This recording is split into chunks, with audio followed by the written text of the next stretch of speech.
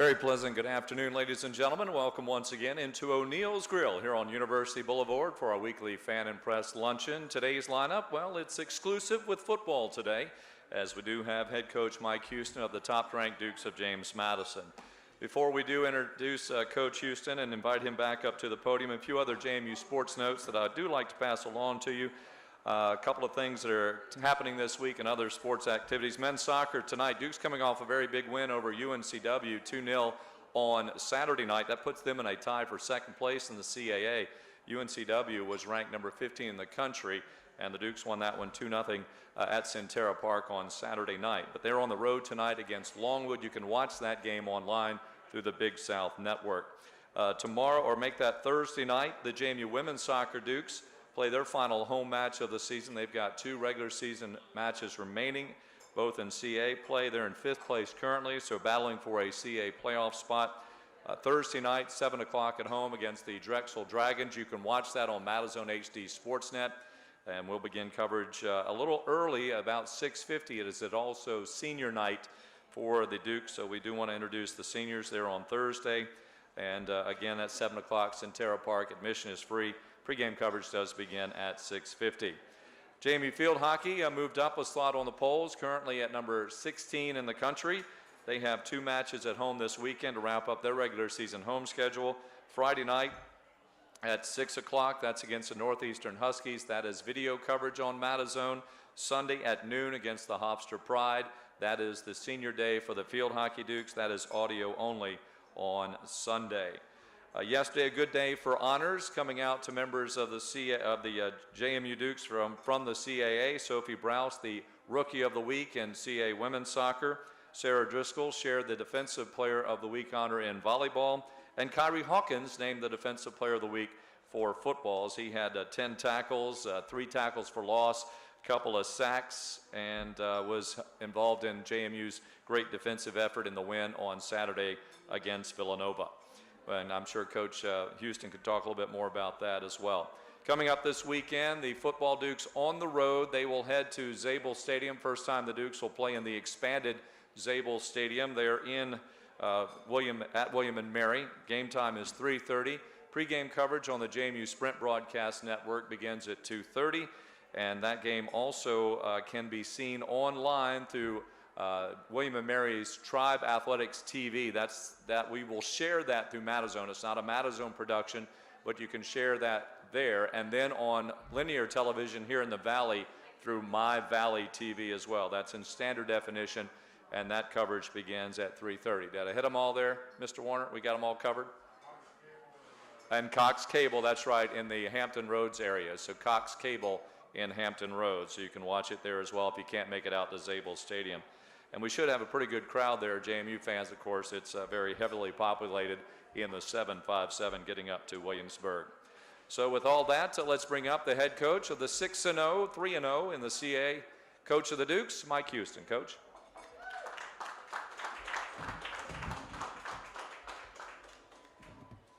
Thanks a lot for being here again, and thanks to O'Neill's for hosting us again this week. Obviously, it was a fantastic weekend for JMU this past weekend with the victory over Villanova at home in front of the second largest crowd in Bridgeforth State Stadium history, as well as a fantastic morning on our campus with College Game Day being present, along with 14,000 fans and supporters of JMU. So just a great weekend overall. It's fantastic weather, and really, really pleased with the way our team came out and played. I thought that the game was exactly what we expected it to be. Villanova is one of the top teams in the country, and certainly they came in and played very, very well and challenged us all throughout the day. I thought our kids did a great job of just, sticking together and really battling and fighting. We're able to build a decent lead at the half, able to expand on it a little bit in the second half before Villanova made a little bit of a comeback. And then we're able to put it away in the fourth quarter. So pleased with the effort of our team and the performance on Saturday and where we are right now. And so getting ready this week for a trip down to Williamsburg to face longtime rival William & Mary. And as usual, William & Mary is a very solid football team. They come into the game with a couple of tough losses the last couple of weeks, but you look at the scores and you look at the stats, and more importantly, you look at the film, and they could have, all three of those games could have went either way. So this is a team that's very similar defensively to what we've seen the last 3 weeks. I think we will be challenged greatly to move the football on Saturday. I think that, big, strong offense, very similar to what you expect from William & Mary. Some very talented receivers that played against us last year. I know that they've got a new quarterback who is a highly rated prospect coming out of high school who will start against us Saturday. And I expect them, it's their homecoming. It'll be a big football game for them. I expect them to play very, very well on Saturday. So I'm going to challenge our team that, we've got to have a tremendous week of practice. We've got to continue to make improvements. And we've got to be ready to go down there and play just a very physical football game and ready just to claw and scratch and fight and do anything we can to try to find a way to win that ball game. So I think this is a big test for our team this week, and I think it's a great indicator of just the maturity and of our roster and just where we are at this point in the season. So with all that being said, anything from the media about last week's game or upcoming opponent? Coach Dave Thomas, ESPN Radio, Harrisonburg, JMU Sprint Broadcast Network. Beginning of the season, you had a good number of penalties, and you said they were aggressive penalties. Over the last few weeks, those have diminished a bit. You only had 2 on Saturday, but yet your team is still aggressive, still physical. How have you been able to get them to stay aggressive and physical and still clean those up? Well, they run every Sunday for any penalty that they get, so they're tired of running. That's the biggest thing. So, we talk a lot about things that cause us to win and things that cause us to lose. And we keep on hammering every week that you cannot have an exorbitant high number of penalties in close ball games, because at the end of the day, eventually that's going to cost you. And I think our kids are very serious about doing anything they can to help us play well on game days. And so I think that you're seeing them be more conscientious of making the ones that you can prevent. And I think that comes with experience. I think that comes with the point we are in the season. So it's really a credit to them and our coaches of just staying on it as far as getting those penalties cleaned up. Tommy Killer, Northern Virginia Daily. Can you talk a little bit about Terrence Alls and kind of the impact he's made since he's been back the last couple weeks? Well, it was great to have him back, and Terrence had a great game for us Saturday. And the big thing with him is you had the highlight catch down there near the goal line that set up a score there in the second half. But just the common plays, the little screen passes where you get him out there one-on-one, and he's able to convert it into a 10, 12-yard gain consistently. And, he is just a really solid guy with the ball in his hands. But, the things you don't see from him are the things that I really encourage all of our young receivers to watch. The way he blocks on run plays, the way he blocks for other receivers on the screens. He is our best blocking wideout as well as being an explosive receiver. And you watch his practice habits and the way he goes about things. He does the things that good football players do in practice, and that's the reason he plays the way he does on game days. And so I hope to see our younger wide receivers start, mimicking more of his practice habits throughout the week, because that's only going to make them better. David Guzman, TV3 in Harrisonburg. With Brian and the plays that he doesn't make, I mean, you can see him, especially in the game on Saturday, he'll run around and still have no options and decide to just kind of go down. How does his intellectual abilities on the field kind of set him apart from the rest of the quarterbacks in the CAA? Well, I think, so much of him is just pre-snap, getting us in the right play, knowing where the ball needs to go. Probably one of the biggest negatives of Brian is he understands what impact he can have, and sometimes he tries to win the whole thing by himself. He wants to win so badly because he's such a competitor. But, it's a fine line right there as to when that's a great thing and when that can hurt us. And I think he is smart enough, and he's starting to understand more of when to throw the ball away, when to slide, when to take 2 yards instead of trying to make the huge play, because it's just in him, and he's made so many huge plays that he wants to win more than anybody on this team. And so I do think you're seeing a lot of his experience come to help him play better and better as we go on throughout this season. And I thought he played really solid on Saturday. The one turnover, really I don't attribute that to him, the receiver there. Unfortunately, it was Terrence. Should have made a better play on the ball right there to, at the very least, prevent the interception, but hopefully he should have made the catch on that fade ball. But really, I thought Brian played a very solid game on Saturday and was one of the big reasons we won.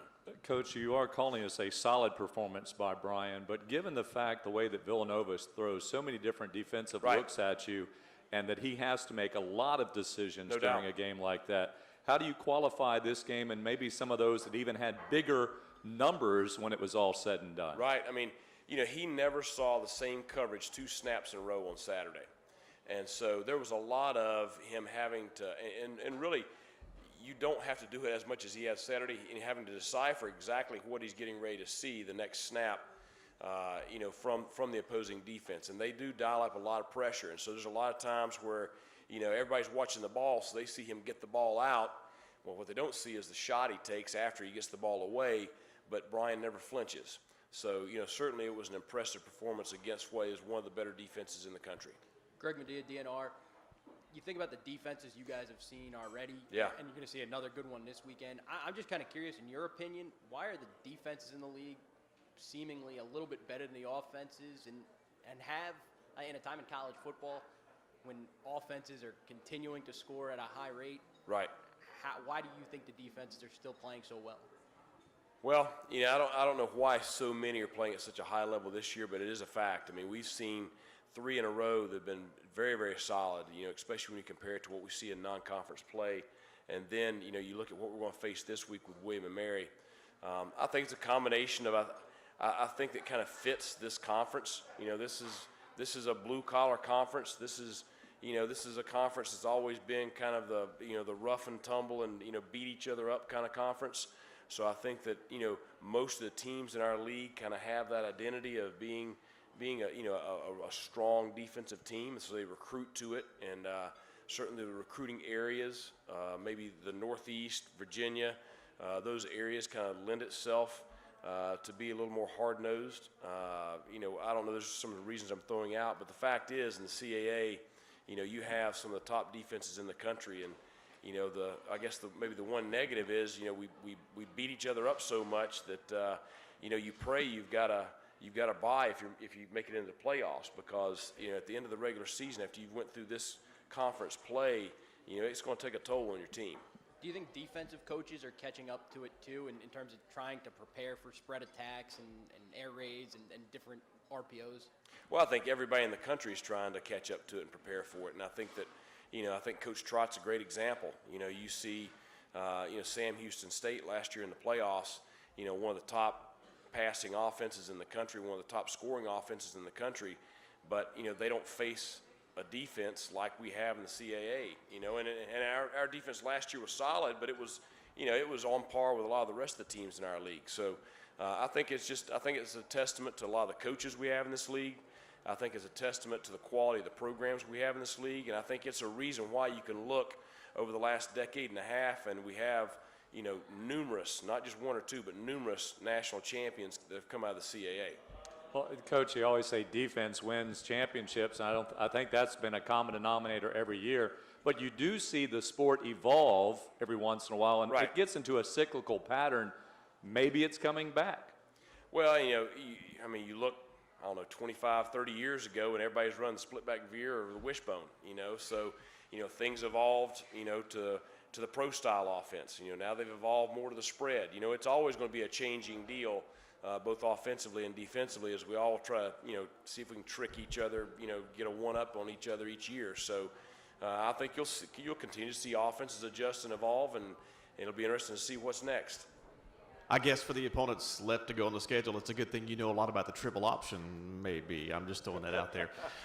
Let's continue talking about defense, Coach. Looking at some numbers, you've given up 66 points in 6 games where you scored 239, so there's a big differential there. Right. But you are tied for first in the nation with the fewest appearances in the red zone at 8. What's the key to keeping them beyond the 20-yard line? Yeah, well, I think it starts with a couple of things. Number one is great starting field position, which, you know, I was jotting down a couple of stats and things that stuck out to me from this past weekend. You know, and Greg asked me the question about our team goals the other day. One of our team goals is that we win the average starting field position each week. You know, last weekend, Villanova's average starting field position was the 21-yard line.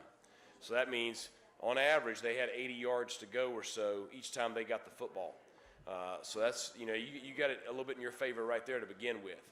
But then, you look at if our effectiveness on first and second down, which was our goal going into the game, you're only going to convert so many third and longs. You may convert one or two, but you're not going to do it consistently over an 80-yard stretch.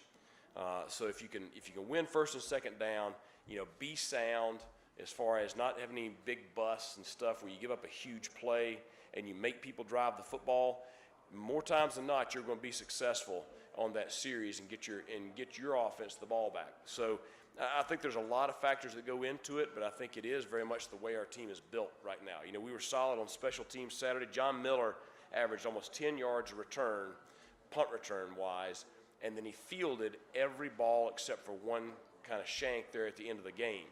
And you don't realize when he fields the ball, when it doesn't hit the ground and roll, that's 10 to 15 yards for the offense right there in average starting field position. And when he can return a ball 10 yards, well, that may be 20 yards of field position that you don't really see just, as the average fan. But all those things add up. Our kickoff team had a great day on Saturday where, most of the time they were starting inside the 20-yard line. All those things add up into having a strong defensive performance. What are some of the biggest things that concern you about William & Mary's defense? Well, first off is just the size of their defensive line. Three of the four guys are returning starters and seniors or fifth-year seniors. The two interior tackles. 73 is an All-CAA player. 95 gave us fits last year. 58's a fifth-year senior. Those guys, big, strong, athletic players. And, if you got that kind of front, and 99 is an extremely good athlete. He's a young guy. But if you have a front like that, most oftentimes you're going to have a pretty good start at having a solid defense. I think they're solid at the linebacker position, and then I think they're really good on the back end. Both safeties are athletic and have made a lot of plays. The one corner started against us last year and played really well. So I just think you got guys that have been there. They're very experienced. They're talented. They have size and strength. They play a solid scheme. They're extremely well coached. They're very similar to the things that made Villanova a solid defense this past week. So I think that we'll have to have a great game on Saturday in order to move the football against this defense because they're giving up very, very little a game. Coach, when you go back to talking about your punting game a little bit there too, how do you determine whether you're going to use McBride or O'Kelly in certain situations? Well, it just kind of depends on where we're out on the field and kind of the situation and how the game's going. They both have their strengths. And I do think it's good to kind of change it up a little bit. So it's just something we kind of go with based on game plan. Coach, could you just speak to the respect you have for Jimmy Laycock? Obviously, only your third meeting with him with JMU, but obviously he's been there for a while. He's grown a lot of success. What do you like about his coaching style and respect for him? Well, I think the biggest thing is just the consistency that he's had over the many years at William & Mary. And he's won a lot of ball games. And he's a veteran guy that's been in this a long time. And, I was talking to Coach Goldsmith after the game Saturday night. Coach Goldsmith, the head coach at Duke, head coach at Rice, longtime defense coordinator, got me started at the college level. And he called me to congratulate me on the game. We were talking about the upcoming opponent. And he said, well, who's the coach at William & Mary now? And I said, well, Coach Laycock is still there. And he said, he's still there? He said, he's the reason I got the Duke job because he turned it down. And just you go back to looking at a guy that's had that kind of success at that place, has had opportunities to leave for bigger jobs or whatever, but has chosen to stay there and build what he's built. And, you got to have respect for somebody like that because every single year he fields a very solid team. They're always going to be sound. They're always going to be well coached. They're always going to play you tough. And there's a lot to be said for that kind of consistency. I know you probably anticipated having Jonathan Kloosterman a little more than you have this year. Yeah. How has it accelerated the learning curve and the teaching you've had to do with both Clayton and Nick Carlton? Well, it's kind of trial by fire. We're going to play a tight end, so they're going to get in there and play. But I think both of them have their strengths. I think both of them have areas they need to improve on, but I think both of them have improved. And certainly Clayton had a great game for us this past weekend. And I think that all of us are pleased with how he's playing as a freshman. At the same time, he's a little bit like Brian in that he's his own worst critic. And so he is a kid that's going to be driven to improve in every facet of his game every single week. And that's why I keep saying that, he's going to be a special player one day. Do you anticipate getting Clue back anytime Yeah, soon? Clue should play this week. Coach, continuing on tight ends, William and Mary's been known for their use of the tight end and how effectively they do Right. use it. When you look at them, is that the similar mold they're working in this year by making them a primary receiver? Well, I mean, I think they use their tight ends not only as receivers, but they use them a lot as, as blockers, as moving around, as changing the strength of the formation. They're going to give us a lot of different formations, and they're going to shift around and move around a lot and change the strength from one side to the other and make us adjust defensively. And those tight ends are the central guys doing all that. So I think that they do a great job on offense of just using the guys that they have. Everybody's trying to get one more hat at the point of contact than the other team, both offensively and defensively. And I think they do a great job of using those guys in order to obtain that. Coach, considering how hard it is to get points in this league, could you just compare and contrast the importance of the special teams unit this year compared to where you guys were 6 games in last year? Well, I mean, I think that we're different this year than we were last year. Some of it's because of our schedule, but we'd put up some pretty gaudy numbers in punt return last year. A lot of that had to do with Rashard Davis. Like I said, it was great to get John Miller back out there this past weekend because he's an experienced guy and did a great job. But, to me, if you're going to win in this league, you're going to have to be solid on special teams. And I was really pleased last week with all 4 phases. You look, I've already mentioned our kickoff team and the great job they did in coverage last week. Our kickoff return team, the one fieldable kick we had, we were literally 1 block away from breaking it. And I promise you, if we ever get Marcus Marshall, into the midfield area, he's going to score because he has elite speed. Our punt team did a great job of getting the ball in good situations for our defense. Villanova started their last drive on the 1-yard line coming out after a great job with Harry O'Kelly pinning them down there in the corner. So I just think those special teams are so critical, and they don't get the credit they deserve. But they are so key to the performance of our offense and our defense. And we talk about all 3 phases when we talk about our team and our meetings and stuff like that. So and you'll look, a lot of our starters are on those special teams because we believe in playing those guys on those units, and they take a lot of pride in their performance. Coach William and Mary's used 3 quarterbacks this year, and they've got Sean Mitchell listed as the starter, but Coach Laycock said he'll evaluate through practice. Right. Since you've only got 1 game to look at him, how challenging is that, and do you have to be prepared for all 3, knowing at any given time the way things have gone for them this year that another one could step in? Well, I think you do have to prepare for all 3. The good thing is I don't think that they're going to change drastically from any one to the other 2. I do think that the young kid is extremely athletic, so we do expect to see a little more quarterback run with him in there. We know him decently. We knew about him coming out of high school. We just didn't, we didn't have room to take another guy there, and so it wasn't a guy that we ended up offering. But he's a great player, and he's going to be a great player in this league in time. And just hopefully it doesn't happen this Saturday. I know games like Saturday where the offense was going against one of the best defenses in the nation. Sometimes fans don't completely understand how good a defense is. In your expectation, not looking back to last year, but how the playoffs could be, could this be a setting for fans to get accustomed to your offense working against tough defenses for playoff picture, knowing that what's going to be down, you're going to be down to the best 16 teams or so in the country? Well, if we have any hope of doing anything in the playoffs, it's going to be because, that's just it. North Dakota State, Youngstown State, people forget those games. And at the end of the day, you got to look at the quality of the teams we are playing, especially early in the year. People forget about that game up at Villanova last year and just how rough going it was. We're sitting in there at halftime, but we hadn't peed a drop now on offense, and we're scrambling trying to find a way to move the ball. And then we came out in the second half, and our offensive line and Khalid just did a phenomenal job of being able to run the ball in the second half, and that's the only reason we won that game. People have selective memory sometimes of some of those ball games right there. You know, that game Saturday, Villanova is a playoff football team. Those are the type of teams you're going to see in the playoffs. So if you hope to do anything, you know, at that level, then you better be able to play against teams like that. Well, Coach, that kind of leads to Hadley Whitlock did have a question about your halftime procedure, because you go into halftimes, and this year you've been in tighter ball games more often at halftime than what Right. last year. Does that change your process, and can you share a little bit about what happens when you do get into that halftime opportunity? Well, we're pretty consistent when we get in at the half with what we do, you know, no matter what's going on in the ball game, ahead, behind, whatever.